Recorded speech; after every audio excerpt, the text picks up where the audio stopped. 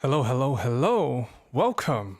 Uh, this is John from JJS Consultant Tech, and this is not the screen that I want. I want this one. Okay, so you can see my name at the bottom. Hello, everyone. Hopefully, you guys had a good week. Hopefully, your families are well. Hopefully, everything is going on good with you. Thanks for joining this week. Tristan, hello. What's up? I don't know why my letters are that color. Well, the good thing about Ecamm is that I can change it on the fly. Boom, boom. There you go. So everyone can see now. Great, great. So today we have a special guest. I'm sure you guys know. We have now this guy I've learned from. Like I've learned my audio stuff, and little do you know, he's really good at lighting as well. I've learned, like, the first time I've heard about a book light was from this guy. And yeah, he's on point when it comes to lighting and audio. Like, I learned my terminology and etc. from him. And without further ado, we have the man, the myth, the legend, Mr. Curtis Judd. Oh, Hey. Oh, here we go. of course. This is you can't see me right now, I don't think, but Let's fix that. Oh, okay. Let's just go to both of us right here. There we go. there we go. Yes. Right on. Hello, hello, hello. Hey, well, thank you so much for having me on. It's we did some what people don't know that are watching this is that we just did a bunch of troubleshooting of things. We I had this this is my third stream today. Super complex setup. I won't bore you with the details, but we just made a last second change. So if my audio is all out of sync with my video, I apologize. That's on me. That's not on John. Just so you all know. No, it's definitely synced up. You sound great Good. as well. How you doing? Okay. How's the family? How's everyone? Good. Yeah. Starting to warm up. I'm in the mountains in Utah, up near the ski resorts, and it's February is about the time, like late February is about the time you're feeling like, ooh, some warmer weather would be nice. And we're starting to warm up a little bit. It's feeling good. Okay, great, great. Yeah.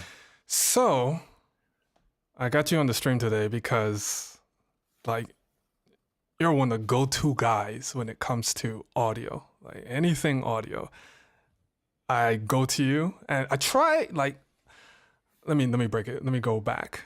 Like, when I first got my Apollo, it's because I watched your video and you did an extensive breakdown of the Apollo. And I was like, oh, okay, this is great. As well as the Mixpre. Yeah, those were just great. But I learned quickly not to follow everything that you bought because I would have went bankrupt. I learned very quickly. So I want to ask you, like, how did you get into lighting and sound? Okay. So when I was in college, instead of like doing my homework, I was looking at the photography books. I bought my first like serious like this is back in the film days. I'm old. So I bought my first 35 millimeter film camera when I was in my freshman year in college. And instead of doing my homework between classes, I was in the library looking at all the photography books. Don't worry, I did graduate. It all ended up happily. But after that, also my brother is a musician, and so from him, I learned all of the things about audio recording, especially music from him. And I was his roadie when he would go on tour a little bit. So that's kind of how those two things came together. So eventually, once we got into the digital age, as far as music was concerned, he bought a Pro Tools rig and he brought it over to my place, and we got to set that up and figure out how all that works.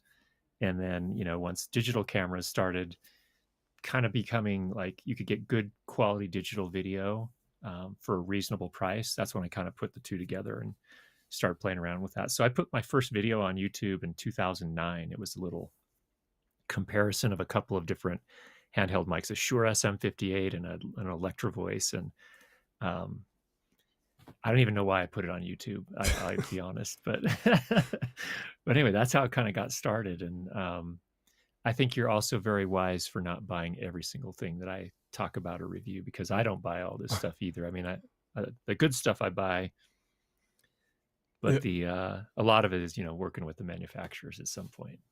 Okay. So, Cool. Because I really was intrigued with what is it? The sound device is 888. But then I looked at the price and I was like, this is not for me. Not right now. Definitely not. you had 10K to drop on that? Yeah.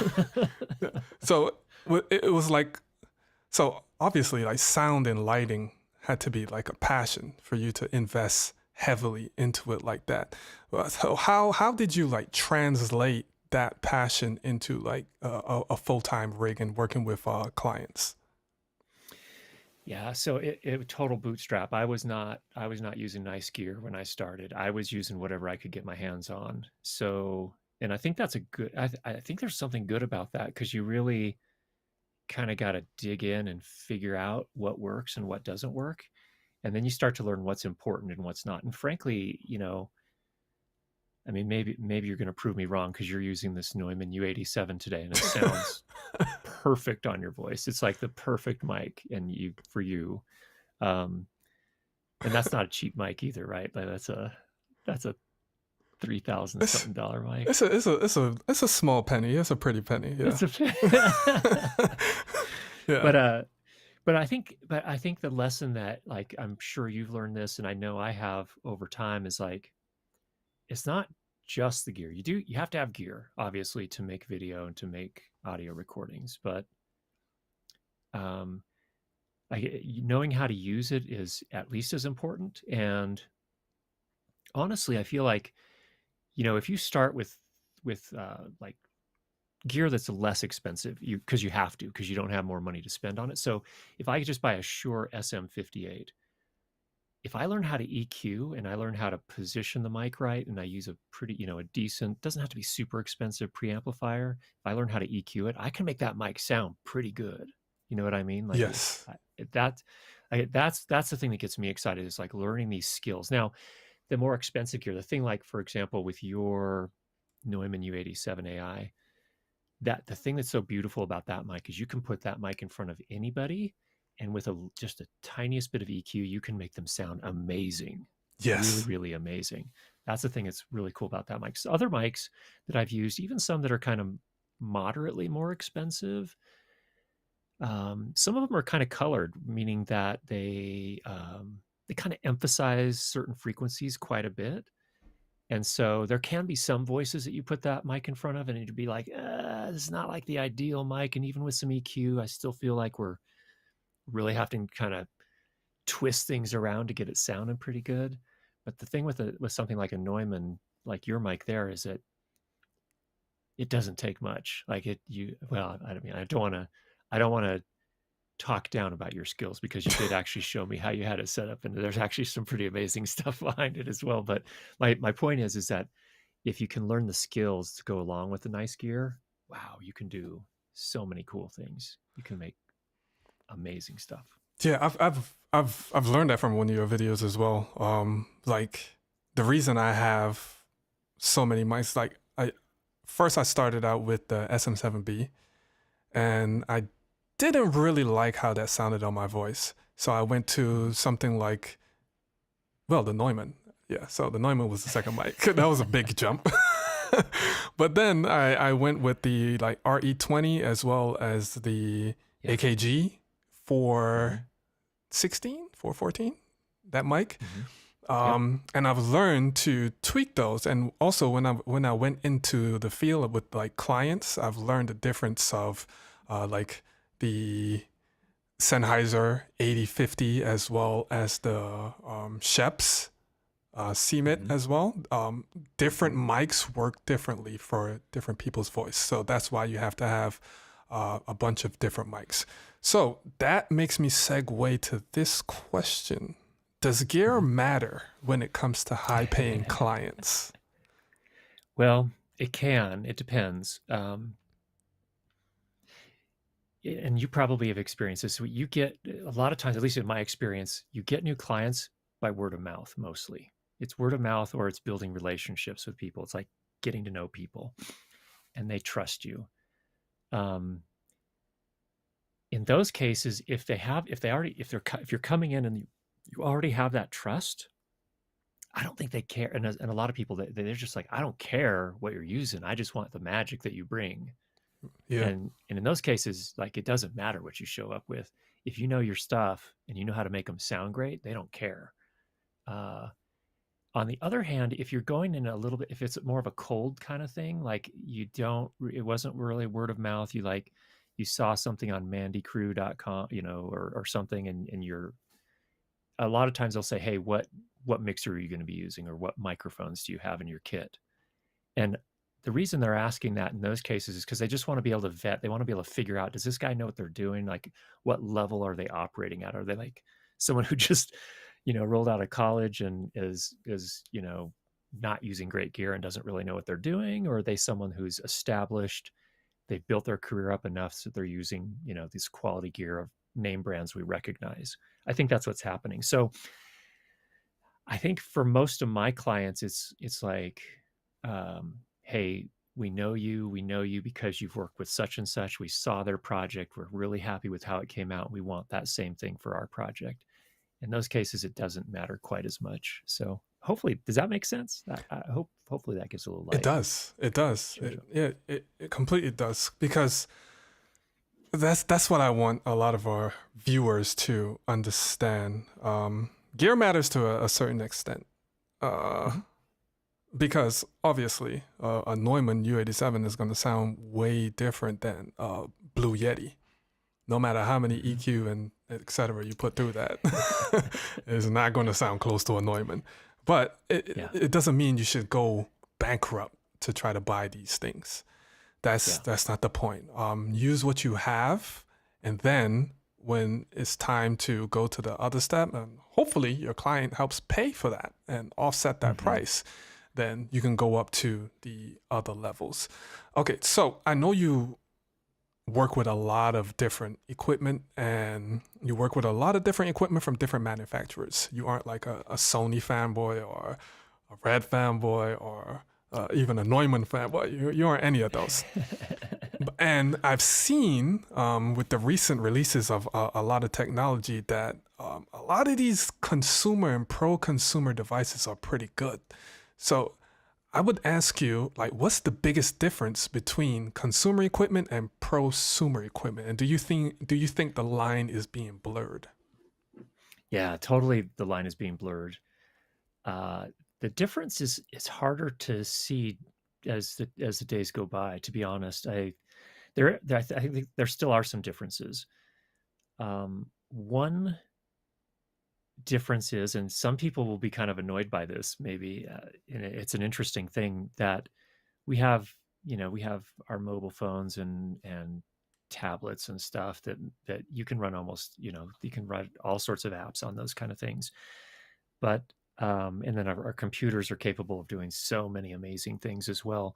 But if you consider a physical mixer, and it could be a digital mixer even, and you compare that to running like an app on your computer to control sound. So for example, with my live stream switcher, the A10 Mini, it has a companion app that you can run on your computer, and it has faders on it, so you can, click and drag the faders around.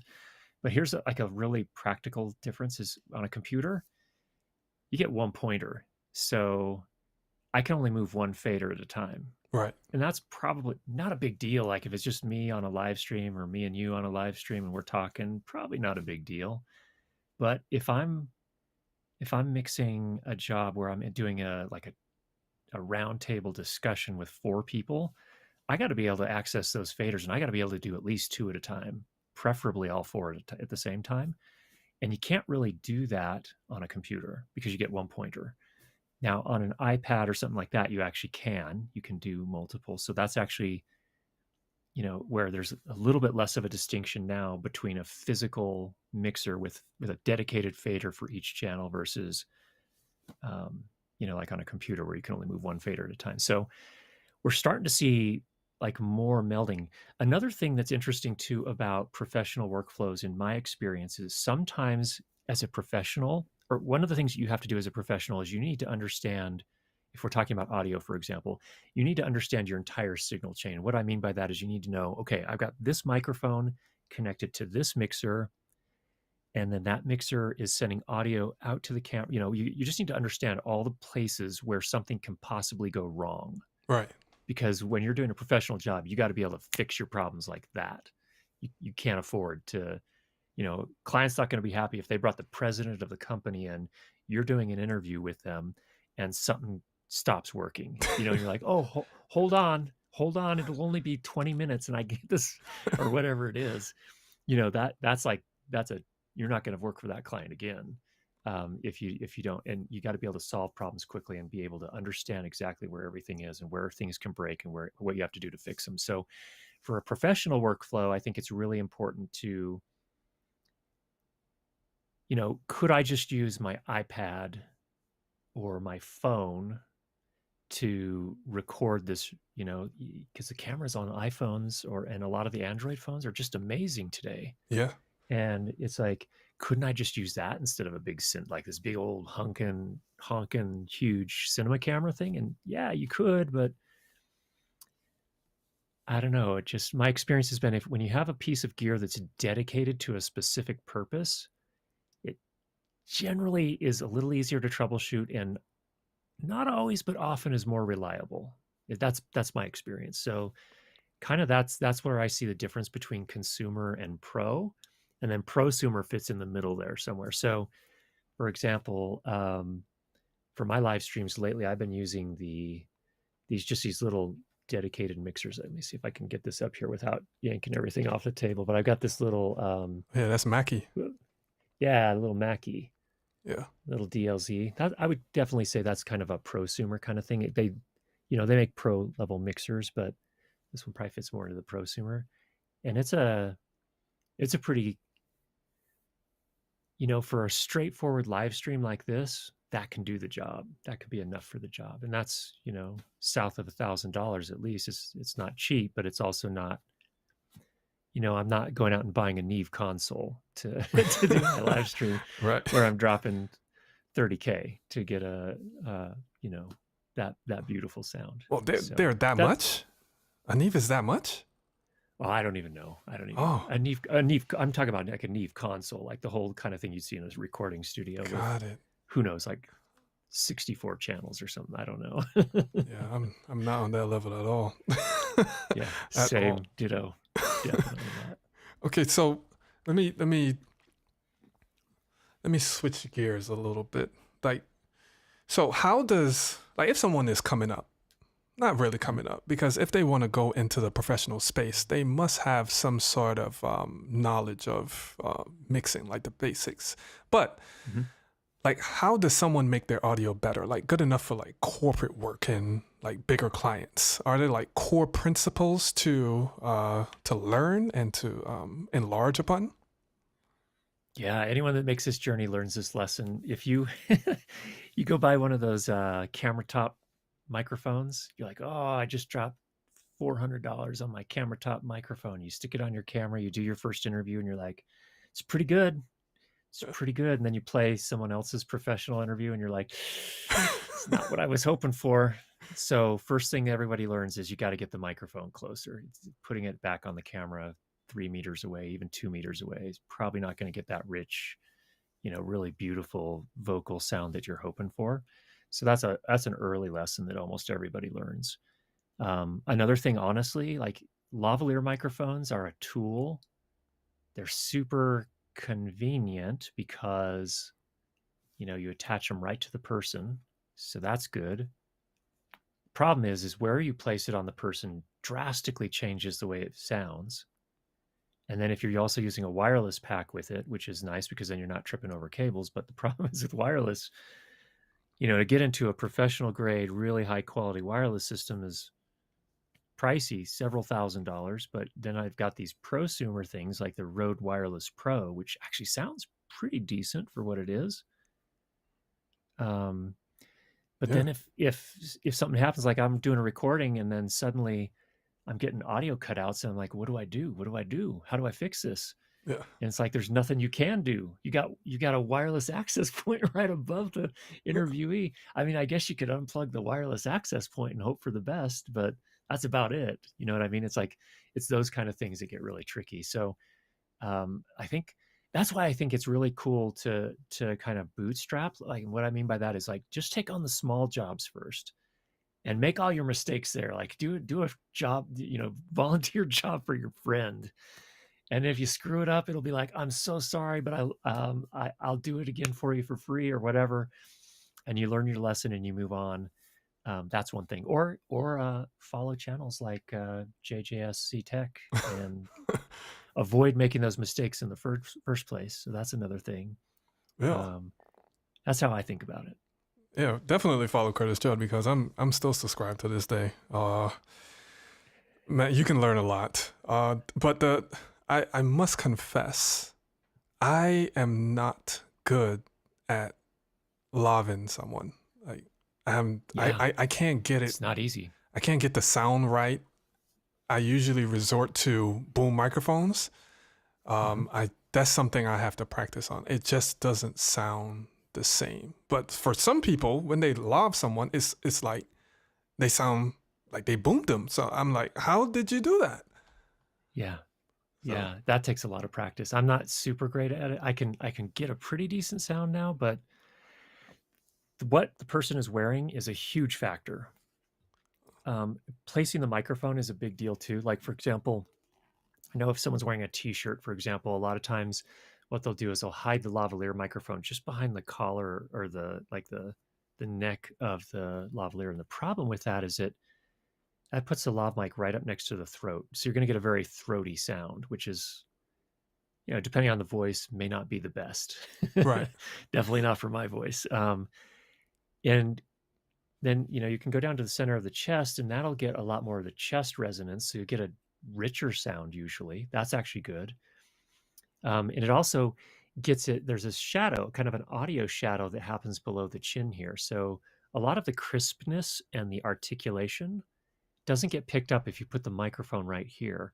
But if you put the microphone off to the side and down a little bit lower, you know, you can put it off to one side. I also find some people's heartbeat gets picked up too. So you might want to avoid the left side and go to the right side. Again, depending on what they're wearing. But there's so many factors. Another thing is you get clothing rustle. I don't know if you've ever experienced that, John. It's another thing that's just like the bane of lavalier mics. Yeah. Oh yeah. So I think the secret there too is I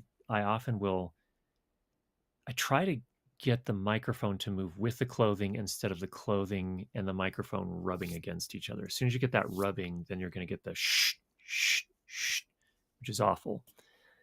So if I can, what I like to do is like I tape the microphone to the back of the clothing, the underside of the clothing.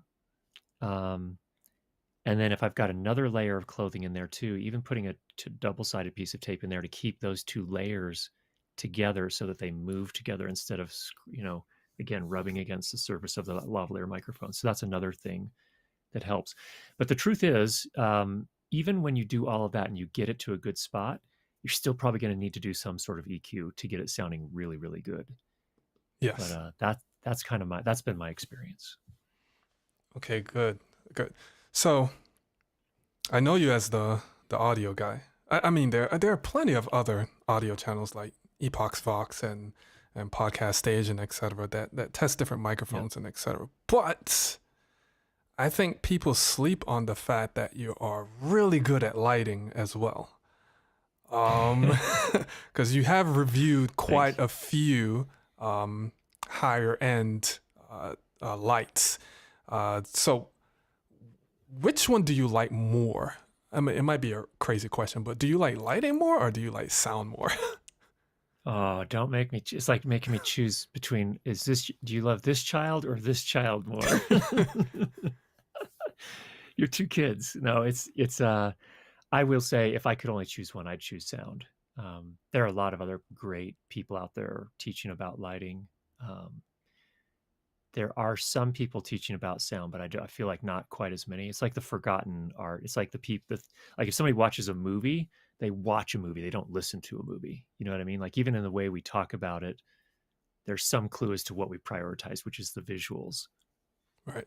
I think that audio adds so much more to our experience than most of us realize, like even admit to ourselves, and making a great experience on the audio front. You know, when someone gets into video, the first thing they obsess Oh, was that me? and so on and so forth. But for me, if you get your sound right,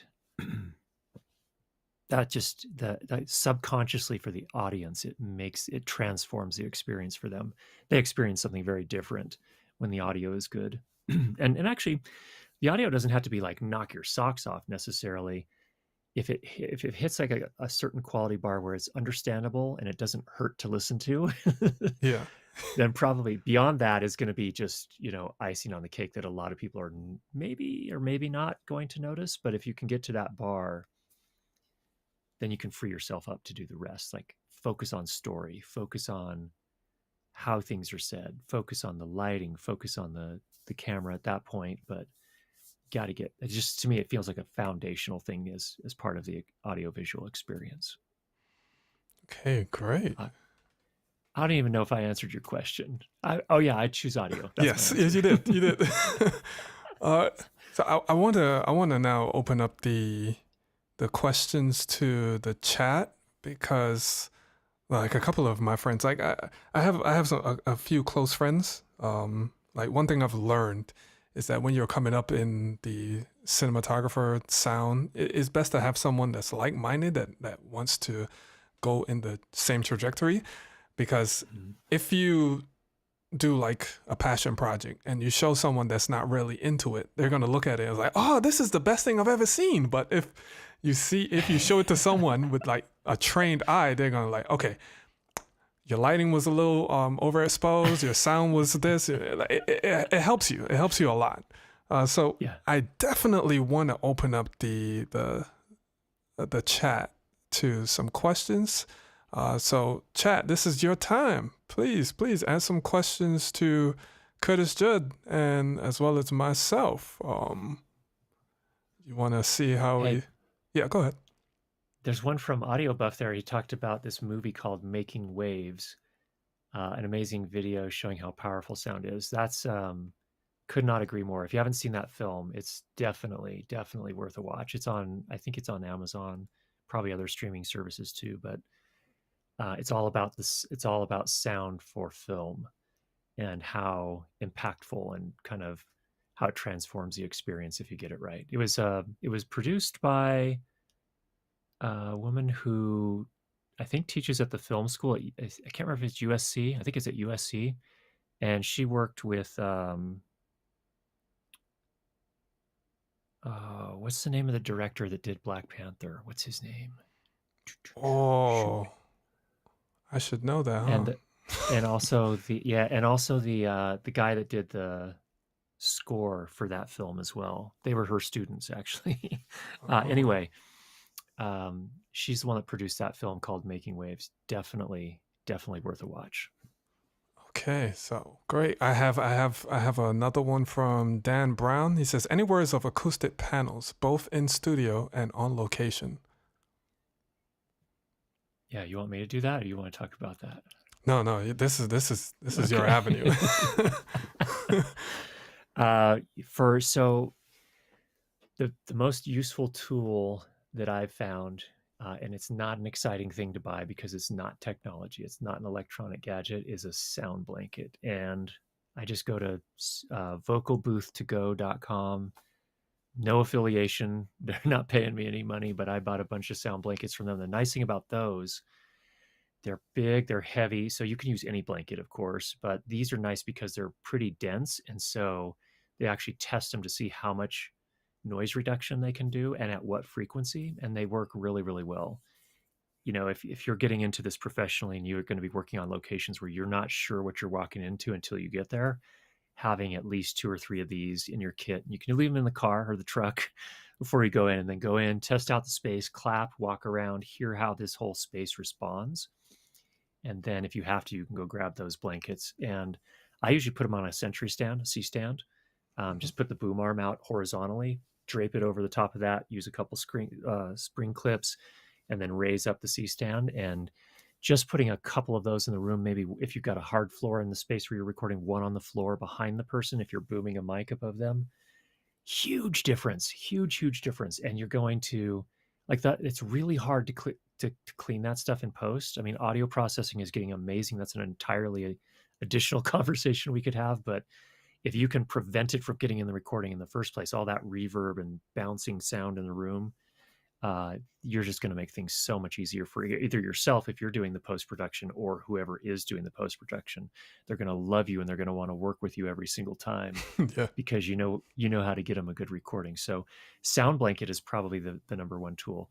In this room, I've got some acoustic panels. These are by GIK Acoustics. Again, no affiliation there. They're just it's the nice thing about that company is that when I went to go buy them, they actually have some acoustic engineers on staff that help you. That you send them a bunch of pictures of your room with all the dimensions, and they help you design what will probably work best for your room in terms of where, how many and where to place them. They, and they'll work with you too. If you're like, hey, I got a budget of X dollars, they'll say, hey, well, these are probably the most important places to treat. And that's what I did here. And that's worked out really nicely. So. Yeah, nice. I just got some cheap sound panels from a client. they were throwing them out, and then they were like, do you want these? Because if you don't want these, we're going to throw them out. I was like, let me have them, please. Thank you. Yeah. So I just put them around the room, and they're helping. They're definitely helping. What I'm hearing is sounding good. Whatever you've done sounds good. Great. We have a question from Matt W. Ruff. I think you kind of touch on these as well. How important is audio blanket? Yeah, it's very important. I watched the video with Curtis Judd, and I got like 3 of them from Vocal Booth as well. One thing about those things are really heavy. Oh yeah, they're super heavy. They're not like a regular comforter. I don't know. I think they're like fiberglass or something like that in there. But whatever they do, it makes a huge difference. I also, a fun hack, when I went to do a shoot, I got the one that's black and white. So I used it as a reflector for a book light, and it also was a sound blanket as well. So you can get that and use it for dual purposes. 100% agree. And especially, I know, John, when you've done different jobs, sometimes you get to the location, you're like, okay, you have this 7-foot by 5-foot room to work in, and you're like, what? Yeah. I can't fit my stuff in there.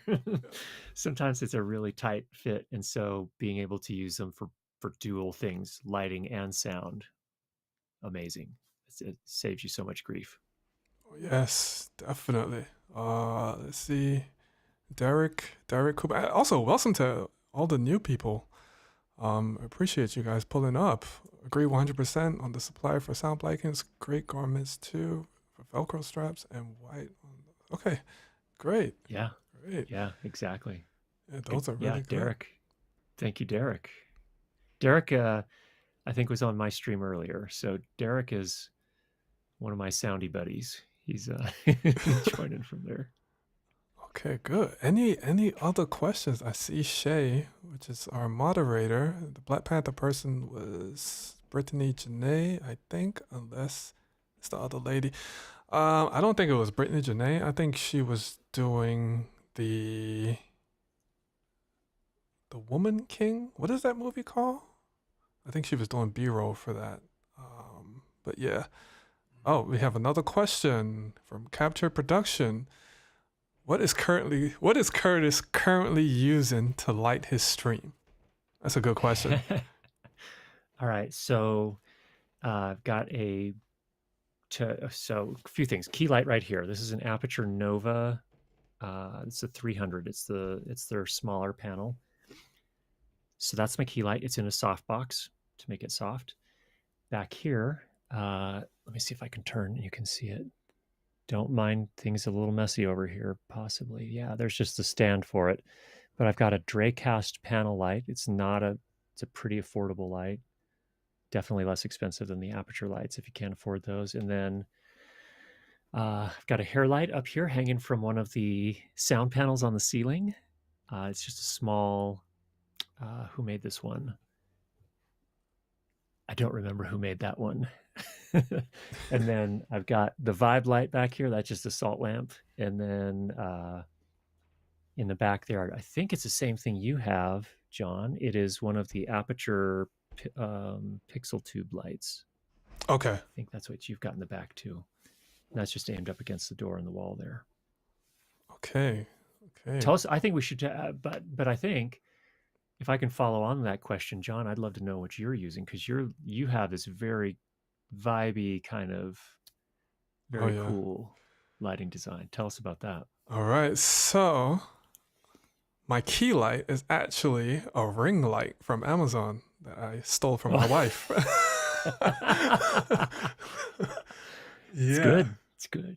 I just did some adjustments and with the color to make it match my skin tone, and I turned it down to like 27%, so it has that nice roll off. And in the back, I have Aputure Infinibar, and the other one is a Philips Hue. I actually bought the Philips Hue for it was an accident.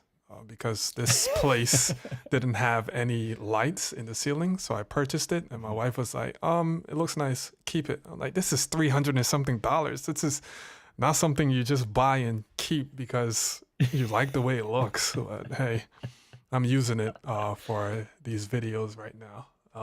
And also I have the Aputure 60X. I have it on a Varipole, and I use it as a bounce light. So if I'm showing something on my desk, if I have a top-down shot with like a red or something, and I'm showing something on my desk, I'll use that to light up the desk. Cool. Yeah, that's a good look. Yeah, I think you pulled that off really well. Yeah, thank you. Oh, we got some questions. I am neglecting. Okay. I'm sorry, chat. I'm sorry. Okay. Thoughts on mixing in headphones versus mixing on, of course, Dan Brown. Yeah. Dan Brown is also a sound guy. That's another sound guy that I learned from. He does a lot of live mixing as well. He's really good. It's a good question, Dan. Yeah. I'll share my thoughts. I actually, when I'm doing a dialogue edit, which I do a lot of, I like to actually put headphones on, at least at the start, to really kind of, I feel like I can hear every single detail when I put on headphones. And honestly, to make a little bit more of a nuance to it, I prefer open back headphones. I know it looks like, John, you've got the Beyerdynamic. I think you've got the 1900s. Is that what those Yes, are? I do. I have the 1990s. Yeah, 1990s. Excuse me. The open back. So some open backs. I often use these. These are the Beyerdynamic DT 900 Pro X's, also open back. I also have the 800s. That's what I'll often do for a dialogue mix or a dialogue edit, certainly. But then I like to, they're kind of fatiguing. So, like if you're working on a pretty long piece, 30-minute piece, at some point I feel like I have to get myself out of the headphones and into the monitor, the near field monitors. So I think a mix of them is probably is what works best for me. I like to listen definitely to the final mix on the near field monitors just to see how it translates there. But the interesting thing is today, like, seems like a lot of people are listening in headphones nowadays. I would say I wouldn't be surprised if the scales have tipped such that more people are listening on headphones than in speakers, or at least more people are listening on quality headphones than are listening on quality speakers. So I think it's important to probably do some of each. But when I need that detail, when I'm picking up all the mouth clicks and all that stuff, I'll definitely put on the headphones. Once I start to feel a little fatigued there, I'll move over to the speakers and kind of switch back and forth. Yeah, nice. I mix on both. I primarily mix on these headphones right here. I do have the HS5s. The HS5s are really good for mixing vocals. They just are crisp in the vocals. I also have the Atom Audio TS5s, so those are good for like music. Cool. But yeah, I usually go to use these headphones. We have another one. When we install sound systems, what's up, Audio Buff? When we install sound systems in a room, the very first thing we deal with is acoustics of a room, and then we move to audio. Okay, I think that's a point, not a question. Yeah, that makes sense for sure. Yeah. Thanks, Audio Buff. All right. And I guess Matt is in studio. We have to listen on a set of Apple AirPods to make sure it works. Interesting. How is, okay, so I've never used a pair of AirPods Pro. So I don't know the sound signature of the AirPods Pro. Are they good for mixing if you have any experience with them? I don't have firsthand experience with them, no. Everyone that I've talked to that's used them says they sound great, but I would be surprised if their aim. My guess is they were trying to make them sound sweet versus like really linear or very critical. I think they're probably made to sound a little bit sweeter. Additionally, do they do active noise canceling? If so, I would probably want to turn that off. They do. Okay, yeah, I definitely want to turn that off when I was mixing. That can mess with things when you're trying to do critical listening and make decisions.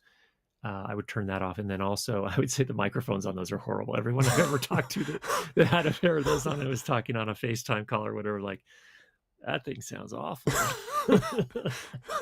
Yeah. I hope they sound better to you because they sound horrible to me.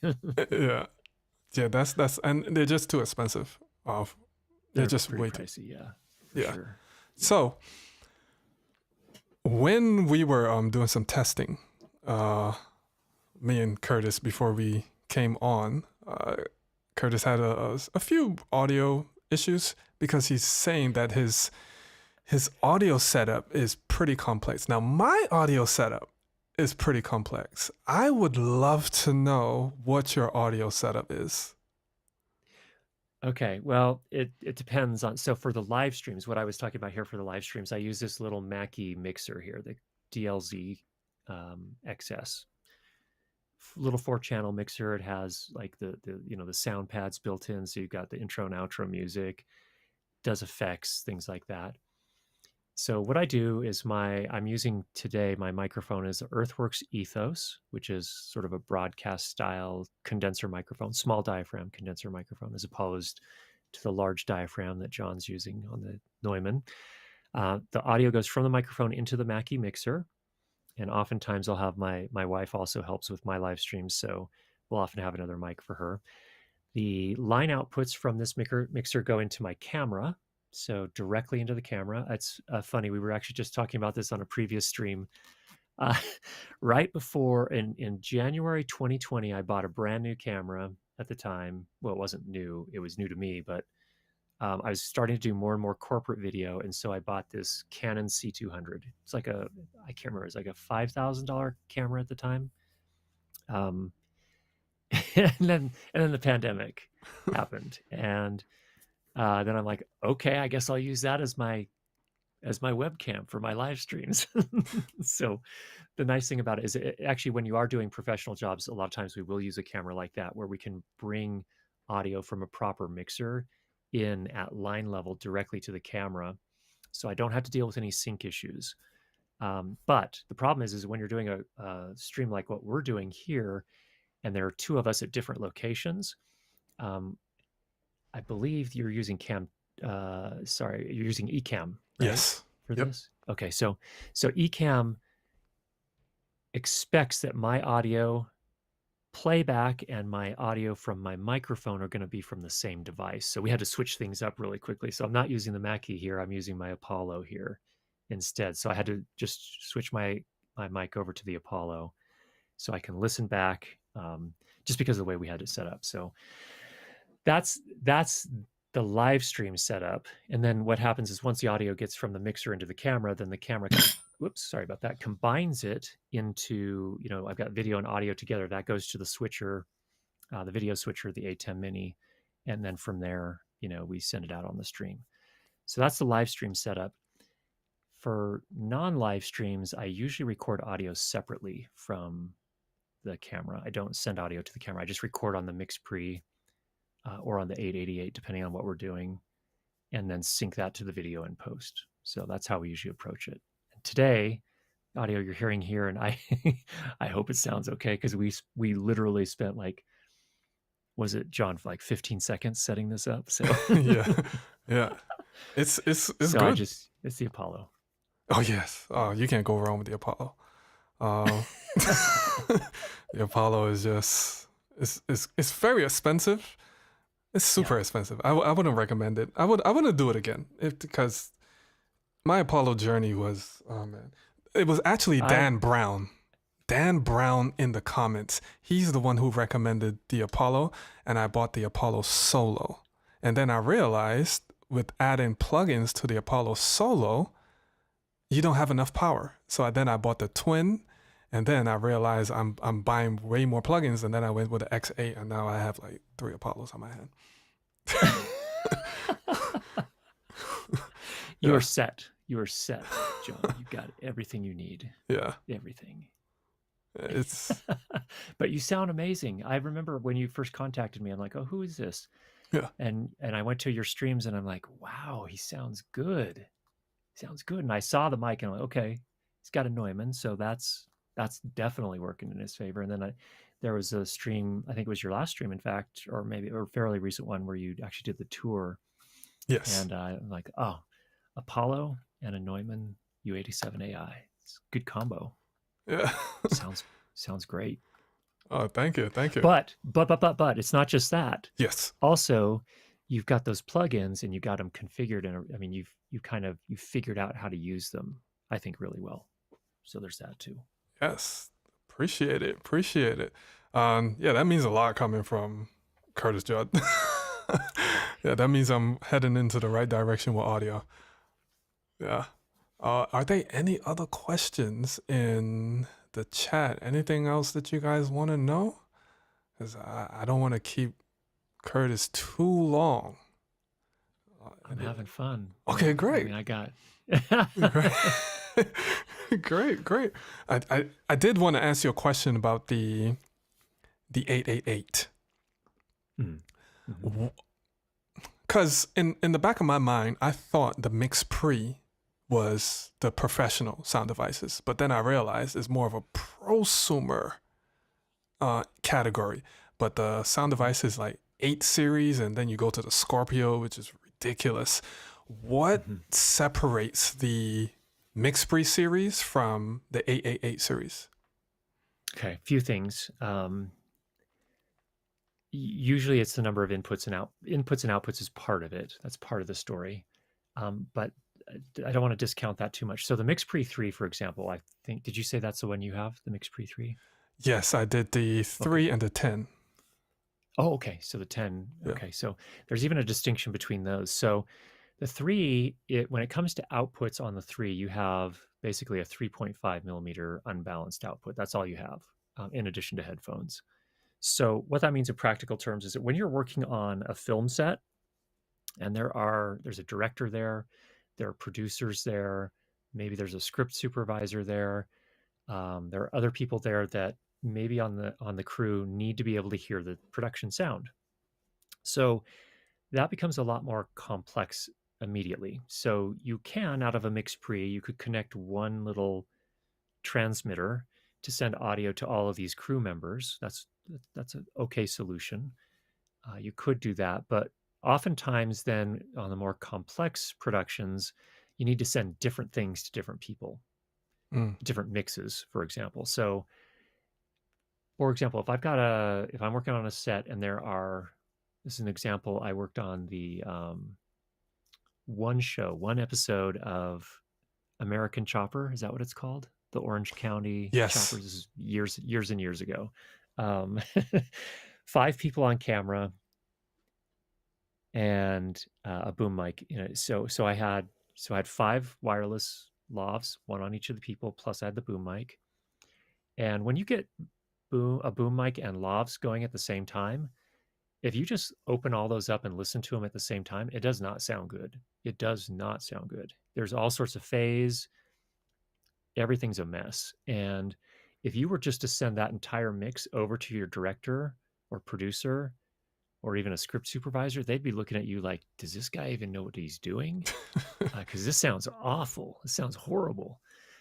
So what's important in those cases is to be able to send a particular mix. So for example, depending on the scene, if I have boom coverage on everything, in other words, I'm actually holding the boom over each of the actors that have a line to deliver, then I would probably just send the boom mic out on that mix, at least to the director or to the script supervisor.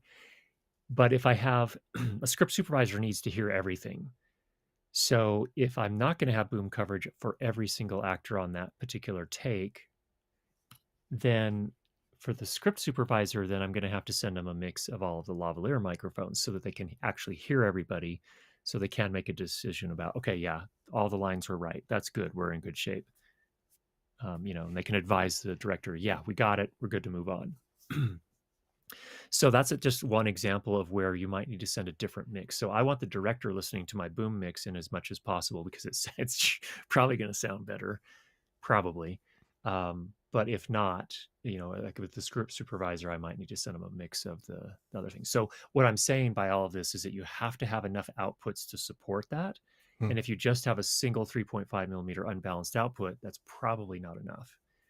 And then there are other things beyond that as well. So if I am working on a big set, with a large budget, I'm going to have a crew. So as a production sound mixer, I'm going to have a utility and I'm going to have a boom operator, and I need to be able to communicate with them. So I need to be able to send them a separate feed of audio that's just from me. So there's another thing there where I need to be able to bring audio into the mixer from me on my microphone and send that just to my crew, just to my boom op, and just to my utility. And so that I need to have those additional channels as well, and the ability to send those. That's where having a bunch of different outputs. So the 888, for example, I believe has 2 main outputs. It has an X1 through 4 output, and these are balanced outputs, by the way, so I can run longer cables if I need to. Sheesh. That's the thing with unbalanced. You can't run long cables with unbalanced cable. You're more likely to pick up interference if you do. Plus I've got I think I've got a comms return as well. So I've just got a lot more ins and outs, and the ability to route all of that audio exactly how I need it. That's what you're going to get on the pro level things. In addition to that, on the sound devices like the 8 series and the Scorpio, I believe all those are manufactured in the United States. They put a lot into, making them rock solid. So you don't want to have your field mixer out in Mongolia and it's minus 40 degrees, and then you're like, oh no, it's not working. What do I do now? Yeah. So most of us are not working in those circumstances, but having something that's super reliable, that has radio frequency shielding inside the case to make sure you're not picking up any radio frequency interference, like all these little things that they do to it add up to a really big price. Like it costs them a lot of money. Also, by the way, these are not rolling off of massive assembly lines. So it's not like they're producing, 10,000 888s a year. It's probably a few hundred 888s a year. So when you don't have those economies of scale, it also makes it a more expensive device. So those are kind of the things that differentiate the Mixpre series from the professional line. Okay, good. No, I'm not thinking about it. I'm not thinking about getting the 888. No, no. I'm not. I'm just gonna go to questions. We got some questions in the yeah. Just keep moving on. Yeah. Okay. Shay says, when can we get a hands-on demo from Curtis in a part 2? Hands-on demo of I don't know. I'm not sure. You're probably talking about when he was talking about the sound, maybe? I don't know. I'm kind of late to that.